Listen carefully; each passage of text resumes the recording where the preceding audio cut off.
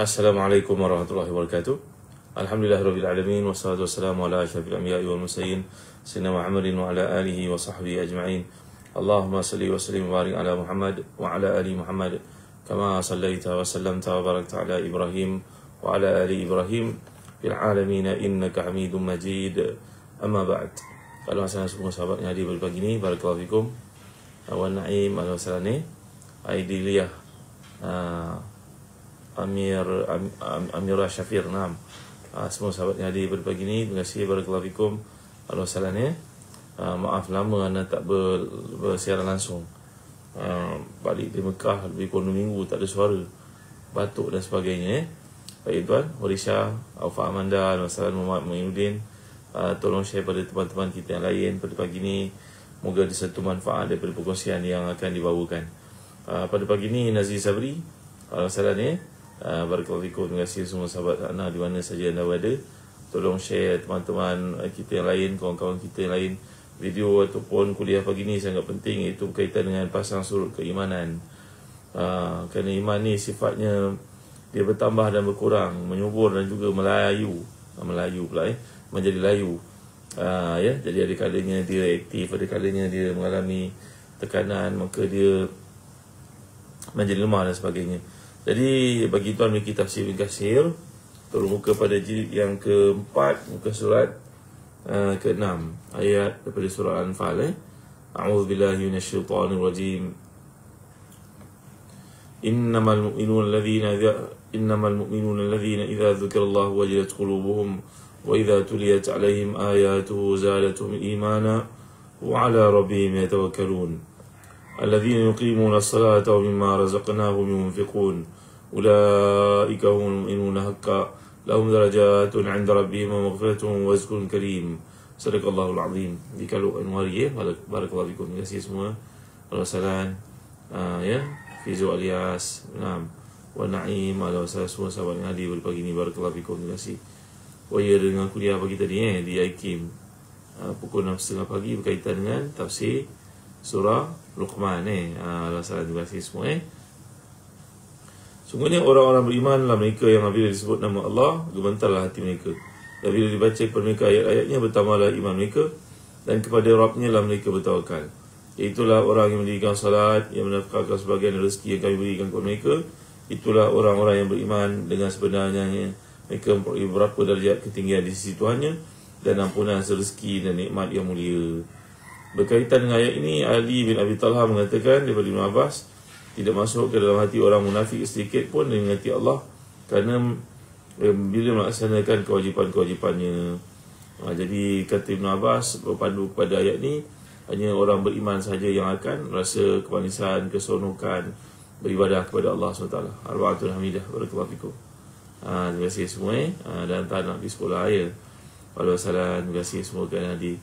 Jadi ayat ini kata Al-Imam Ibn Katsir, sebuah riwayat daripada Ibn Abbas, bahawa orang beriman ni hati mereka sentiasa galak mengingati Allah, subur mengingati Allah.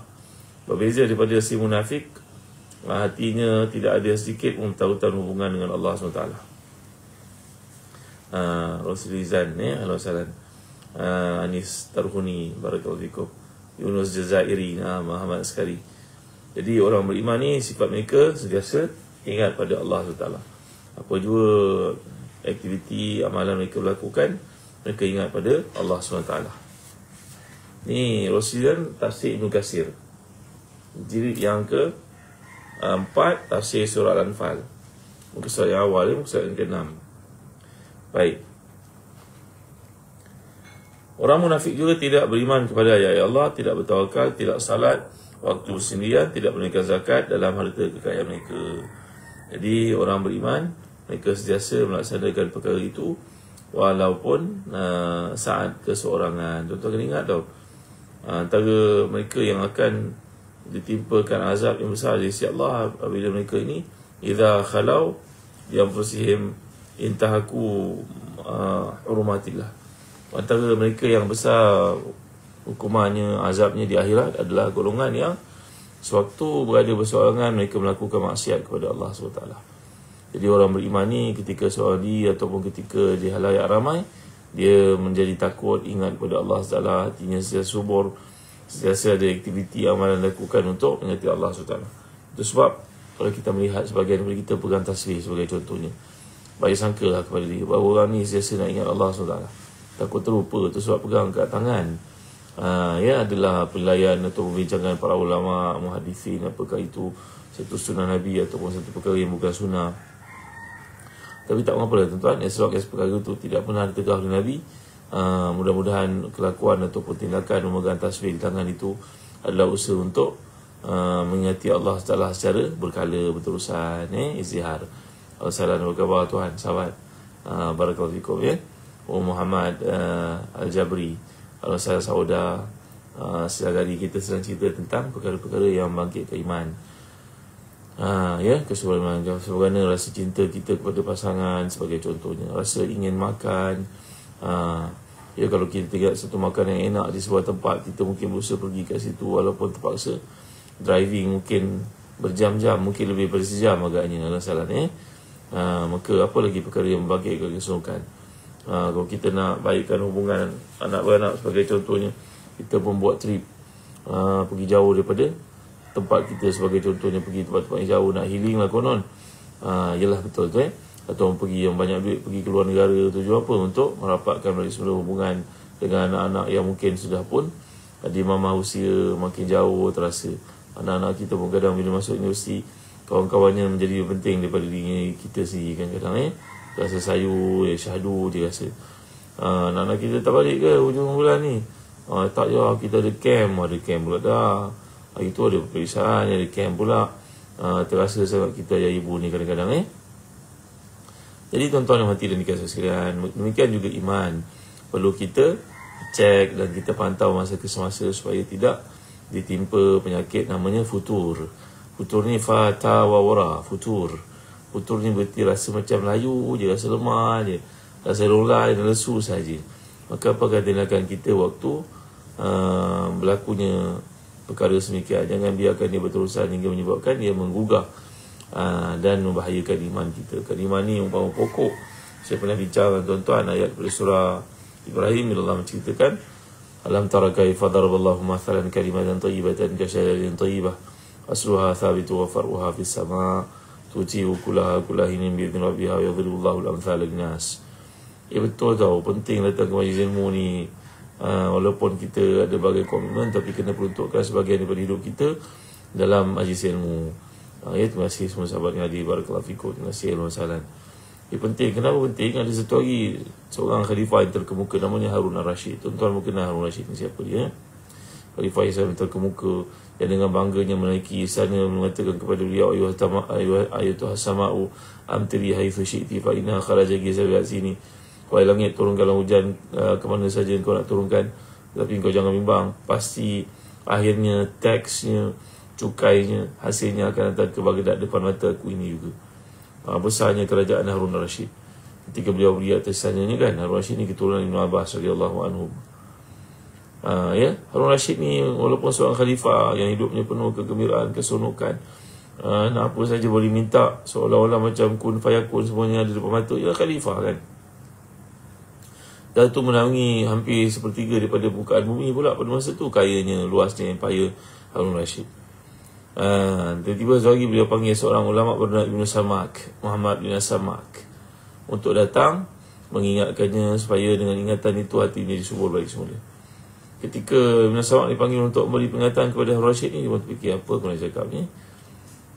Tuan-tuan, tiba-tiba kelihatan Harun Ar-Rasyid order minuman untuk diminum dalam kesempatan itu. Tolong bawakan better air, katanya kepada khadam. Khadam pun datanglah menghantar air kepada Harun Ar-Rasyid.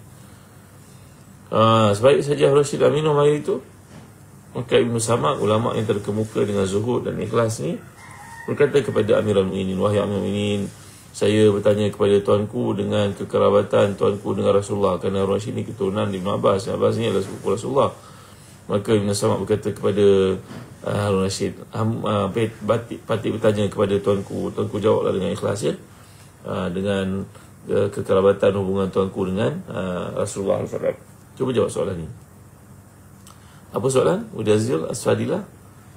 Ya.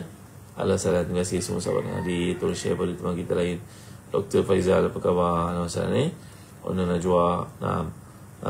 Ya, Muhammad Afifi Uzair. Nama saya ni Muhammad Faizal Muhsin. Terima kasih kerana sharing pada teman-teman kita yang lain. Tolonglah share, mudah-mudahan kuliah pada pagi ni kita dapat share pada 10 orang, ada manfaatnya. Kita pun tak tahu, mungkin satu kalimah itu mengubah seseorang lebih daripada dia dapat mengubah diri kita. Tapi kerana kita yang mengesyorkan, bagi kita pahala tak berkurang sedikit pun. Nama saya Syuhada Rosiza Al-Zaininan. Iziha barakallahu fikum. Jadi apa kata Ibn Samad kepada Harun Rashid, tuanku? Cuba tuanku jawab. Abang kami saja, barakallahu fikum. Cuba tuanku jawab. Kalau tuanku tidak dapat minum air yang dihantar dalam gelas ni, apa yang tuanku patut buat untuk membolehkan tuanku minum? Berapa tuanku sanggup untuk bayar demi membolehkan air ni masuk ke tubuh tuanku? Ialah orang sakit lah maksudnya. Kalau orang sakit tak boleh makan melalui mulut, tak boleh makan melalui mulut kan, kena makan melalui hidung, kena injek sana sini dan sebagainya, kena masuk drip. Kalau tuanku tak dapat nak minum air ni, berapa tuanku sanggup bayar demi untuk membolehkan tuanku minum?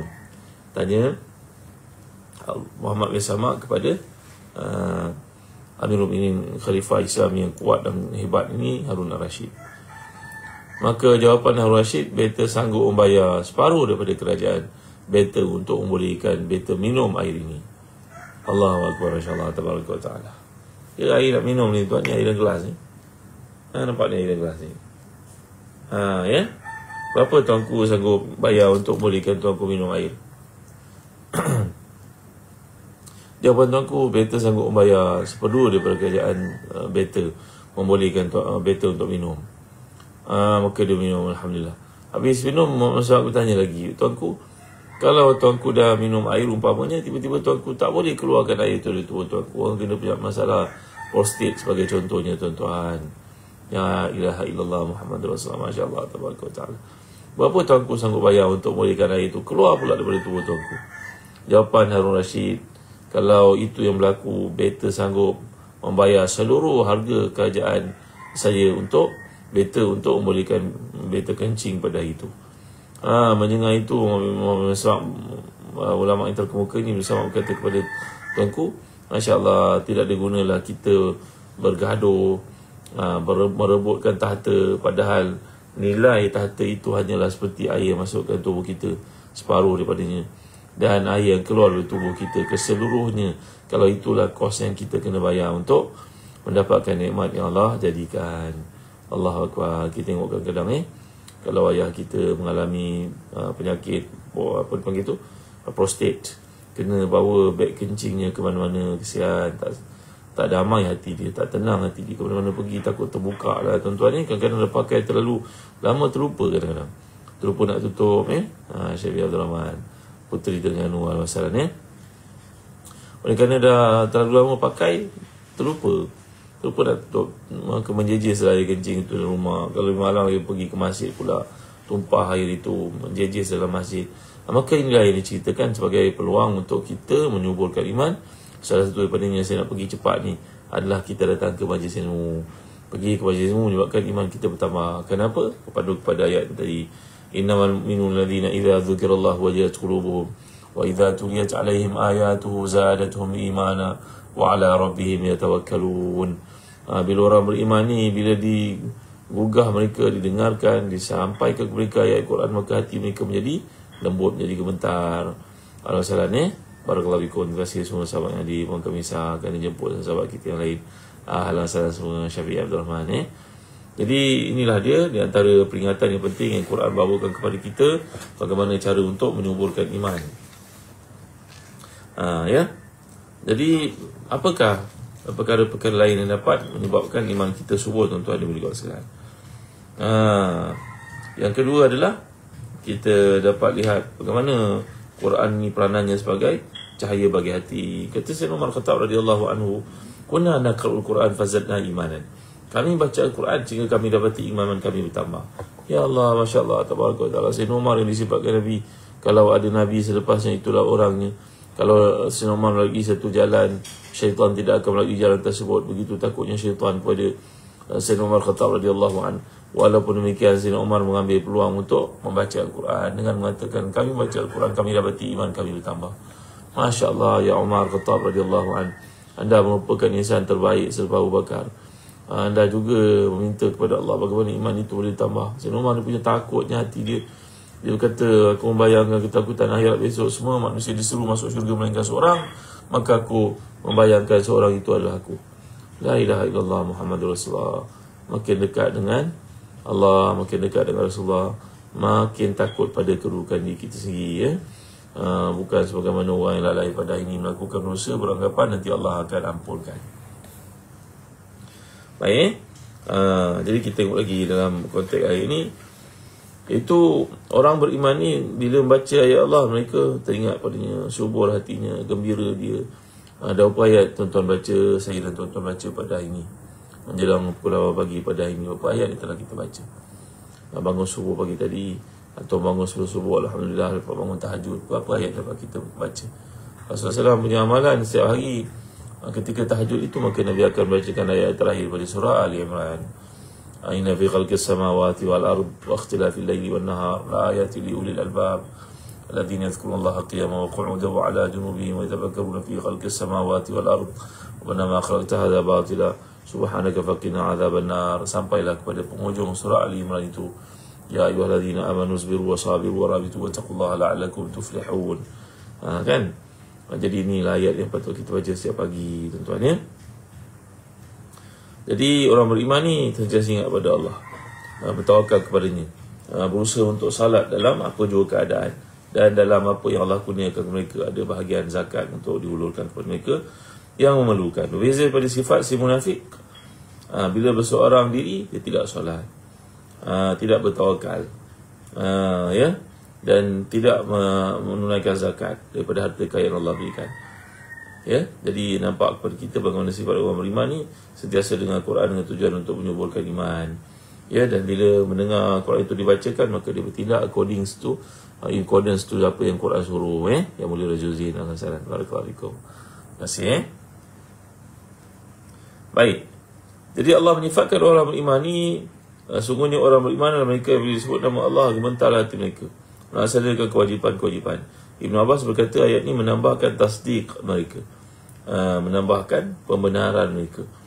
Wa 'ala rabbihim yatawakkalun, kepada Tuhan mereka lah mereka bertawakal. Ibn Abbas berkata mereka tidak mengharapkan selain daripada Allah. Ada seorang sahabat namanya Ukashah bin Mihsan radhiyallahu anhu. Rasul ni, ya Allah salah syarah barakallahu. Ukashah bin Mihsan, kita orang Melayu ni suka mengamalkan doa Ukashah, bukan? Doa Ukashah, pernah dengar tak? Sebenarnya doa Ukashah tu tidak warid pun daripada amalan sahabat Nabi ni. Setengah para ulama mengatakan dia merupakan doa yang maudhu'. Ya, doa ni semuanya kebaikan, tapi bila kita menisbahkan dengan keyakinan bahawa ia merupakan amalan seseorang padahal dia tidak sampai kepada orang itu, tak ada sanad pun menunjukkannya, maka ini dipanggil sebagai maudhu', palsu. Jadi Ukashah bin Mihsan radhiyallahu anhu dalam perangan Badar telah perang bersama dengan Nabi sampai patah pedangnya. Nabi telah beri kepadanya pelepah kurma dan bertukar menjadi pedang yang putih yang panjang, Ukashah ni lah. Kemudian Nabi menceritakan, ya'ti yawmal qiyamah sab'una alfan min ummati yadkhuluna al-jannata bi hisab, dalam hadis sahih riwayat Bukhari Muslim. Nanti di akhirat akan 70,000 umatku masuk syurga tanpa hisab. Maka lekal-lekal Ukashah ni bangun dan berkatakan kepada Rasulullah, Allahumma ya Nabi Allah, ud'u Allah an yaj'alani minhum. Ya Allah, ya Tuhan, ya wahai Rasulullah, doakanlah kepada Allah dengan kemustajaban doa Nabi supaya saya jadi seorang daripada 70,000 yang akan masuk syurga tanpa hisab itu, tuan-tuan. Ya, siapakah golongan yang masuk syurga tanpa hisab ni? Jawapan Nabi SAW iaitu alladzina la yastarqun, ya, wala yatatayyarun wa ala rabbihim yatawakkalun. Merupakan golongan yang masuk syurga tanpa hisab ni, antara karakter sifat-sifat yang ada pada mereka, nakib, sifat yang ada pada mereka ni yang Nabi gambarkan adalah, yang pertama, mereka ni tidak menggunakan api untuk merawat diri mereka. Api ni maknanya Abang Hazan, Assalamualaikum. Ya, api ni maknanya menggunakan kaedah yang memudaratkan diri sendiri untuk tujuan rawatan lah. Ni tidak digalakkan, tuan-tuan. Yang kedua, adalah orang yang tidak menganggap adanya kesialan. Kesialan ni macam mana tahu? Inara dia merupakan satu amalan orang Arab dahulu kala. Mereka ni bela burung. Kalau nak pergi ke mana-mana, mereka akan lepaskan burung tu. Kalau burung tu terbang belah kanan, maka mereka menganggap ini ada kebaikan. Tapi kalau burung tu terbang belah kiri, menandakan ini ada perkara kesialan yang akan berlaku. Dipanggil tiyarah, tatayur. Maka orang dahulu kala mereka menganggap ada kesialan pada cara-cara tertentu mereka uruskan kehidupan itu. Maka dalam Islam ia diharamkan. Maka kata Nabi kita SAW, orang yang masuk syurga tanpa hisab ni sebahagiannya adalah orang yang tidak merawat diri mereka dengan apa, dengan dia dipanggil sebagai yastarqun, merawat diri mereka dengan yaktawun, merawat diri mereka dengan apa dipanggil kiwa. Ni merupakan satu kaedah yang memanaskan tubuh badan lah. Bukan spa tu, bukan apa dipanggil tu, bukan yang memanaskan seperti panas. Maksudnya pada hadis ini kata para ulama, orang ni terlalu bergantung kepada kaedah rawatan dan tidak bergantung kepada Allah SWT. Contohnya beginilah, pening kepala dia makan ubat dia, Panadol, mesti sembuh. Kalau kita beranggapan begitu tuan-tuan, berarti kita telah melakukan satu buatan syirik secara tak sengaja. Kita kena sebut ikhtiarlah makan ubat ni dengan izin Allah, sembuh. Saya dah cuba dah. Begitu. Masuk tuition kat cikgu ni mesti score admaths ni mesti dapat A plus kat tu. Kita ni melakukan syirik pada Allah. Sepatutnya kita mengatakan dengan izin Allah, belajarlah dengan doktor ni, dengan fulan ini, dengan pensyarah ini, dengan orang bijak pandai ini, mudah-mudahan dia dapat kuasa cemerlang SPM ni. Kita kena cakap begitu tau. Ya. Jadi yang tahu ni masukkan ni, kita terlalu bergantung kepada makhluk, bukan kepada Allah. Yang kedua, ini masukkan di situ, iaitu wala yatatayarun. Tatayur ni berarti kita menganggap adanya kesialan. Kita ada perspektif kita sendiri. Beli je satu pakaian, tiba-tiba kita tengok tanpa sengaja, Allah, ada tanda ni, ada tanda kotor kat tangan ni, beli mahal baju ni, terus tak nak pakai baju itu dengan anggapan yang ada kesialan. Tak boleh kata begitu tuan-tuan. Ini adalah perkara yang Allah tetapkan. Kalau kita rasa bimbang dalam hati kita adanya satu perkara yang tidak elok, kita hanya madai untuk mengucapkan apa? Allahumma la ya'ti bil hasanati illa anta wa la yazhab bis sayyiati illa anta wa la hawla wa la quwwata illa bika.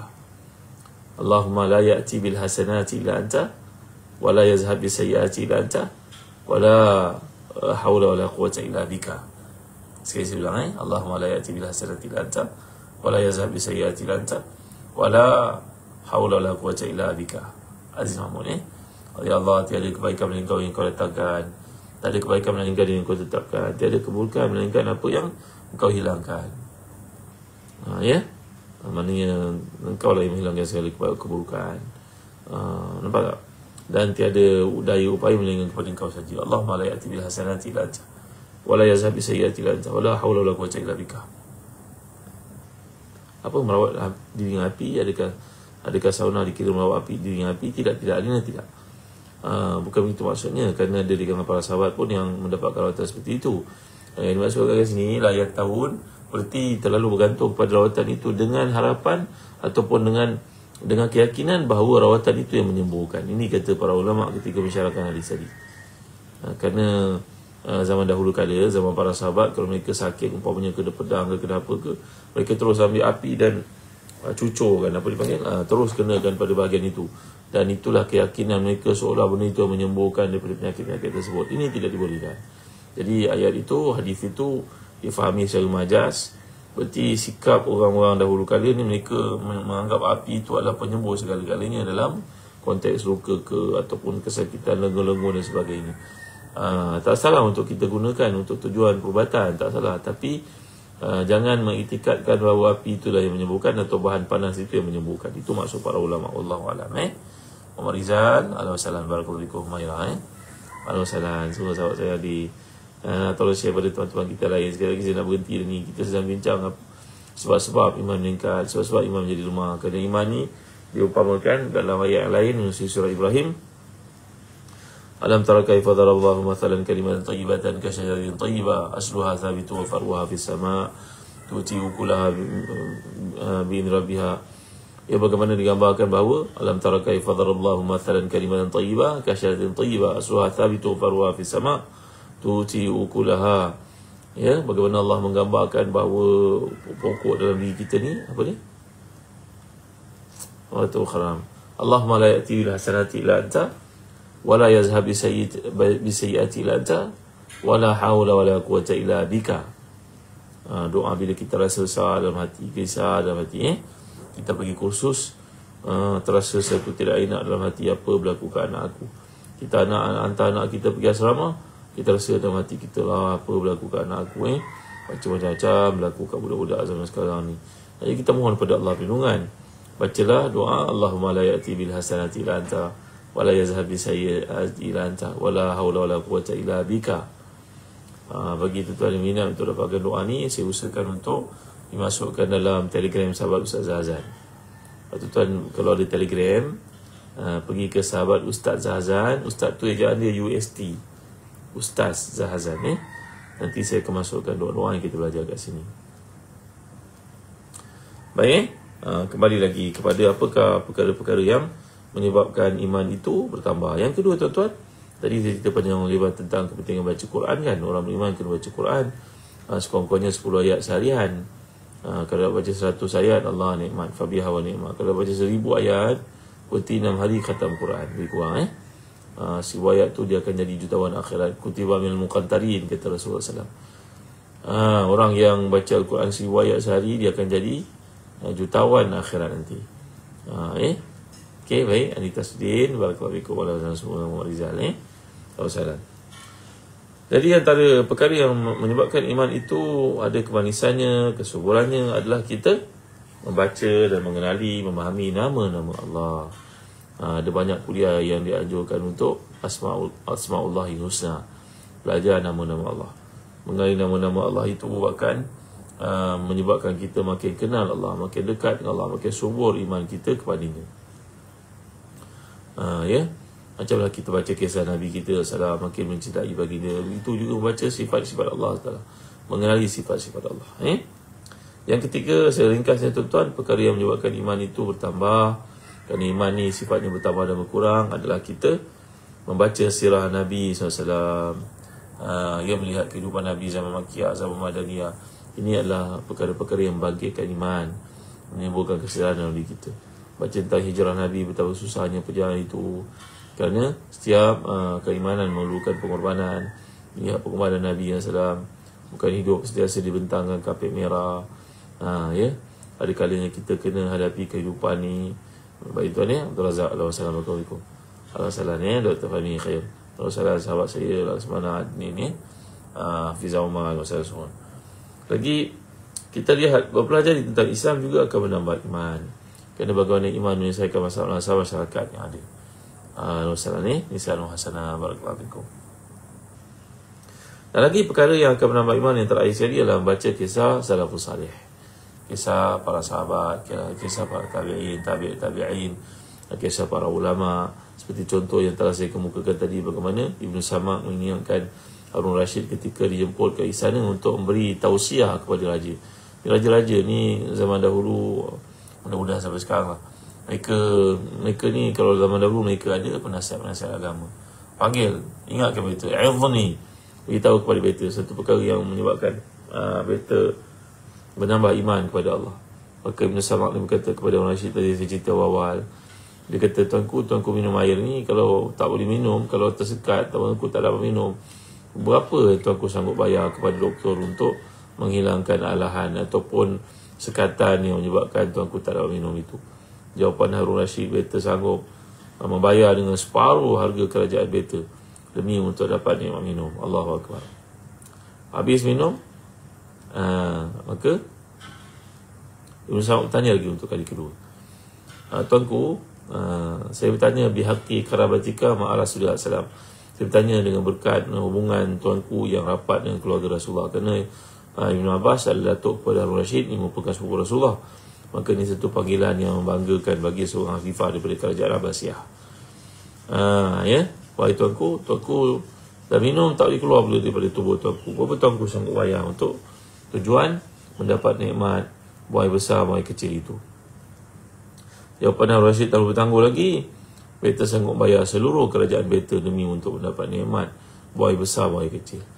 Maka di situ Muhammad SAW pun mengingatkan tuanku, Allah tak ada gunalah kalau kita ni berebut-rebut jawatan untuk dapat satu kedudukan, untuk dapat satu pangkat dan pengaruh, sedangkan nilai pengaruh yang kita usahakan itu hanyalah seperti tidak lebih daripada harga air yang masuk dalam badan kita dan air yang keluar daripada badan kita. Mana begitu hinalah dunia yang kita kejar ni tuan-tuan ni. Ini pesan untuk ahli politik yang sanggup menyanyi orang lain, bunuh karakter orang lain, menyebarkan fitnah terhadap orang lain kan. Bahawa sebenarnya apa yang anda kejarkan itu seperti yang digambarkan dalam kata-kata Ibn Sam'ah ni hanyalah merupakan air yang anda minum dan air yang keluar dari tubuh badan anda. Maka cerita-cerita semikian boleh membangkitkan iman tuan-tuan ni. Tak kisahlah kisah apa-apa pun yang boleh kita timba. Macam saya banyak kita Arab tuan-tuan. Kalau tuan ada peluang, tuan bacalah buku-buku akan menambah iman kepada Allah Taala sebenarnya. Ya, insya-Allah dalam kuliah akan datang saya akan sampaikan buku-buku yang penting untuk kita miliki dalam sesebuah keluarga muslim pada hari ini. Terima kasih tuan ya. Assalamualaikum semua, selamat hadir, barakallahu fikum. Terima kasih. Sebelum akhiri kuliah pada pagi ni, saya nak sampaikan kepada tuan-tuan, saya ada buat 2 trip hujung tahun ni. Yang pertama trip ke Uzbekistan di bawah pimpinan saya sendiri. Tentu kalau nak tengok Quran ini yang mempunyai tanda darah Sayyidina Osman ketika baginda dibunuh ketika menjadi khalifah itu, Quran ini masih lagi tersimpan dekat Uzbekistan. Jom pergi bersama dengan saya untuk melihat keindahan binaan Islam, kesan-kesan Islam, negara yang telah melahirkan ratusan ribu, mungkin jutaan para muhadifin, para mufassirin, para fuqaha. Saya nak cerita juga kepada tuan bagaimana kehidupan Imam Bukhari sampai kepada kematiannya. Beliau juga berasal pada bumi bertuah ini. Imam Khawarizmi yang telah buat Al-Jibrah tu, Ibn Sina, tahu Midat Sina. Kalau orang pergi kepada Ibn Sina minta Madat Sina, wahai Ibn Sina, bagilah ubat apa-apa untuk merawat ni orang sakit perut, ini orang pening kepala, ini orang luka dan sebagainya. Dan ulama Madat Sina jadi medicine. Tu Madat Sina lah tu. Kerana Ibn Sina berasal pada daerah itu. Banyak perkara saya nak share dengan tuan-tuan minat untuk ikut kami perjalanan ke bumi Uzbekistan, bumi para ulama, muhadisin, fuqaha dan juga bumi para ahli kimia yang hebat dalam Islam, ahli matematik dan sebagainya. Jom sertai kami dan trip pada bulan 11 nanti. Dan bagi tuan yang minat untuk belajar berdakwah, kerana kita ada trip pergi ke Chiang Mai, Chiang Rai, bukan ke Bangkok tau. Kita ada trip pergi ke Chiang Mai, Chiang Rai, direct flight ke sana. Kita nak belajar berdakwah. Kerana tokoh yang akan kita jumpai ini, akan kita temui ini, Syekh Dr. Ahmad Nafilin punya pengalaman mengislamkan lebih 10,000 manusia di sana. Jadi kita ni maklumlah kadang-kadang ada kawan sepejabat, ada jiran tangga, ada adik-beradik yang belum masuk Islam. Apakah tindakan kita? Jadi trip pergi ke Chiang Mai, Chiang Rai ni saya kira sangat penting untuk kita belajar berdakwah. Kerana di sini kita buka minda bagaimana simpelnya ayat-ayat, pendeknya pertemuan itu boleh mengislamkan orang, insya-Allah. Kami dah pergi 2 kali trip bersama beliau. Ramai ikut alhamdulillah. Pada kali ini kita pergi pada hujung tahun bulan 12, Chiang Mai dan Chiang Rai. Kita ada belajar saya application saya amali kat sana nanti. Tuan bagaimana caranya? Anda yang pergi sama-sama bagi tuan yang berusaha. Kita nak hadiahkan riwayah kita perjalanan ni. Mungkin tuan-tuan tak sempat nak pergi Uzbek sampai seminggu kan. Tapi kalau pergi ke Chiang Mai, Chiang Rai ni cuma 4 hari 3 malam saja kita belajar berdakwah kat sana. Bagi tuan yang minat boleh dapatkan, boleh ikut perkembangan kami dekat Telegram Sahabat Ustaz Zahazan. Pergi ke Telegram, cari Sahabat Ustaz Zahazan, nanti boleh tanya lebih lanjut kat situ. Atau tuan-tuan ada peluang, tuan-tuan boleh hubungi Zahazan Travel. Juga bagi tuan-tuan yang ingin pergi menunaikan umrah pada bulan 11, bulan 12, bulan 1 sampai ke Ramadan, kami ada tiket dan juga ada hotel yang telah kami book. Kalau tuan-tuan minat untuk menyertai kami, ahlan wa sahlan. Bulan 11 ni kita ada di bawah pimpinan seorang tokoh perubatan Islam, anak murid kepada Dr. Harudin. Mana tahu di kalangan kita ni ada yang sakit, ada yang kena saka dan sebagainya, ada penyakit buatan orang, sihir. Tuan-tuan nak ikut trip ini, insya-Allah sangat berbaloi. Kerana sahabat saya Fadil Tuan Guru Ustaz Dr. Azhar Muhammad Pesyarah UAE ini, yang merupakan bekas anak murid kanan kepada almarhum Tuan Guru Datuk Dr. Harudin, beliau sudi untuk merawat dan belajar dan mengajar ilmu ni kepada tuan. Musafah Kamal. Masalah ni. Jadi bagi tuan yang minat untuk menyertai trip bulan 11 umrah ni sambil belajar perubatan Islam dan juga merawat diri kita yang ada masalah, ahlan wa sahlan, sila sertai kami dan trip ke bulan 11 menunaikan umrah di bawah pimpinan tuan guru kita Dr. Azhar Muhammad yang sudi untuk menurunkan ilmunya, merawat mereka yang sakit, belajar merawat dekat Mekah, kat Madinah tu. Ni kelebihan yang kami tawarkan dalam trip perjalanan bersama Zazan Travel untuk umrah pada bulan 11. Baik tuan, terima kasih tu, terima kasih semua. Humaira, jangan lupa share pada teman-teman kita yang lain sila masuk ke Telegram sahabat Ustaz Zazan. Sahabat Ustaz Zazan ni kita akan bekalkan doa yang kita belajar tadi. Allahumma la ya'ti bil hasanati illa anta wa la yazhabi sayyiati illa anta wa la haula wa la quwwata illa bika. Apa tu? Fairuz Mohsin, Dr. Ghazali Jaafar. Saya tak pasti siapa Dr. Ghazali Jaafar Masalah. Bagi tuan yang rindu suara saya, boleh dengar di IKIM setiap pagi saya ada. Daripada Isnin sampai Jumaat tafsir Quran. Tadabbur sekarang ni tadabbur surah Luqman. Maklumlah macam-macam kes berlaku pada anak-anak muda pada ini, budak sekolah, sama dan sebagainya. Kita pergi kepada pendidikan yang mula daripada rumah sebenarnya. Belajar surah Luqman, tafsir surah Luqman. Salam semua sahabat yang di barakallahu fikum. Semua yang hadir pada pagi ini, jazakallahu khairan.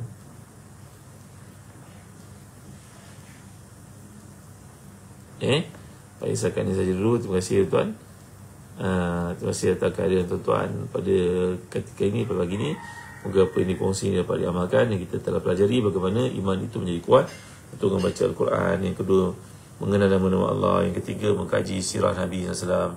Yang keempat, membaca tentang keindahan Islam, sifat-sifatnya. Dan yang kelima, apa tu? Di mana nak dengar semula rakaman tafsir Hakim? YouTube ada, boleh tengok kat YouTube. InsyaAllah kami dah usaha untuk YouTube-kan, tapi ada sahabat yang masukkan ke YouTube. InsyaAllah akan datang, akan diambil alih oleh Telaga Biru. Kita akan adakan dekat YouTube untuk dengar. Rana Ramli Al-Wasalam Sifati Ma'ali. Kita akhir sekali membaca kehidupan, sirah kehidupan para salafus salih, dan itu juga akan menambah iman insyaAllah. Terima kasih tuan, setakat ini saja dulu. Apa maaf lama saya tak ada kuliah, tak ada suara tuan-tuan. Balik dari Baitul Maqdis saya tu seminggu batuk, tak ada suara untuk sampai ke pagi. Terima kasih tuan, terima kasih semua yang hadir pada pagi ini. Barakallahu fikum. Moga ada kebaikan apa yang dikongsi pada saat ini, sama kita menamakan dengan baca suratul Asr dan surah Kafar. Bismillahirrahmanirrahim. Wal 'asri innal insana lafi khusr illa alladziina aamanu wa 'amilus salihati wa tawassaw bil haqqi wa tawassaw bis sabr. Subhanakallahumma wa bihamdika asyhadu an la ilaha illa anta astaghfiruka wa atubu ilaik. Alhamdulillahil alamin wassalatu wassalamu ala asyrafil anbiya'i wal mursalin sayyidina Muhammadin wa ala alihi wa sahbihi ajma'in. Allahumma ighfir lana dhunubana wa liwalidina warhamhum kama rabbana shighara wa li jami'i mashayikhina wa li jami'i ashabil huquq alaina minal muslimina wal muslimat wal mu'minina wal mu'minat rahmatika ya arhamar rahimin. Allahumma la ya'ti bil hasanati anta wa la yazhabi sayyiati anta wa la hawla wa la quwwata illa bika. Allahumma kfina bi halalika an haramika wa awlina bi fadlika amma siwak. Allahumma ahsina aqibatana fil umuri kulliha wa ajirna min khizyi wa azabil akhirah. Atina fid dunya hasanah wa fil akhirati hasanah wa qina adzaban nar. Wa sallallahu ala sayyidina Muhammad wa ala alihi wa sahbihi wa sallam. Walhamdulillahirabbil alamin. Terima kasih Zia Yaakob, terima kasih Wati Osman, terima kasih Zia Fatimah, Tazlin, Nuti Asira, terima kasih Rosha, Nun Bayal Amha, Nun Bayal Amha, Masya Allah, Juraidah, Abu Akif, Abu Sin. InsyaAllah jumpa lagi pagi esok. InsyaAllah. Assalamualaikum warahmatullahi wabarakatuh. Abang Hamidah, Nizal Hasanah. Assalamualaikum.